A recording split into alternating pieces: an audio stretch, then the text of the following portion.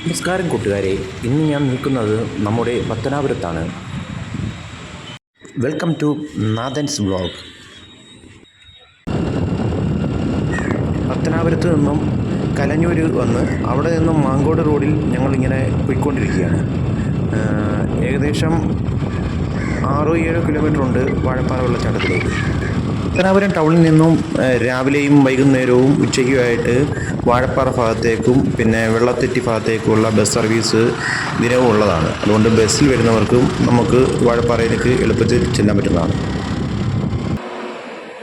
ഞാൻ പോകുന്ന സമയത്ത് ഏകദേശം പ്രൈവറ്റ് ബസ്സും ട്രാൻസ്പോർട്ട് ബസ്സും ഒക്കെ പോകുന്നതായിട്ട് ഞാൻ കാണുകയും ചെയ്തായിരുന്നു. നമ്മളിപ്പോൾ വാഴപ്പാറ എന്ന് പറയുന്ന സ്ഥലത്തെത്തി. ഇപ്പോൾ നമ്മൾ മെയിൻ റോഡിൽ നിന്നും ഇടത്തോട്ട് തിരിഞ്ഞ് വാഴപ്പാറ വെള്ളച്ചാട്ടത്തിനടുത്തേക്ക് പോവുകയാണ്. ഞാനിപ്പം നടന്നാണ് പോകുന്നത്. കാറിൽ വരുന്നവർക്ക് വെള്ളച്ചാട്ടത്തിൻ്റെ അടുത്ത് വരെ നമുക്ക് വാഹനത്തിൽ പോകാൻ പറ്റും. പക്ഷേ 2, 3, 4 കാറുകൾ വരികയാണെങ്കിൽ അത് റിവേഴ്സ് ചെയ്ത് വരുന്നതിന് ഒരു വലിയ ബുദ്ധിമുട്ടുണ്ടാവും. ഇനി നമുക്ക് വെള്ളച്ചാട്ടത്തിൻ്റെ വിശേഷങ്ങളിലേക്ക് പോകാം.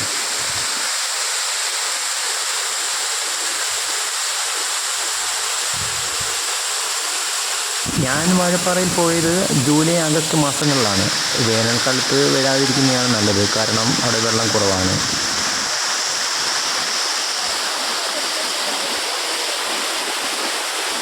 ഇഷ്ടമായാൽ എൻ്റെ ചാനൽ സബ്സ്ക്രൈബ് ചെയ്യണേ, ബെൽ ബട്ടൺ കൂടി അമർത്തണേ.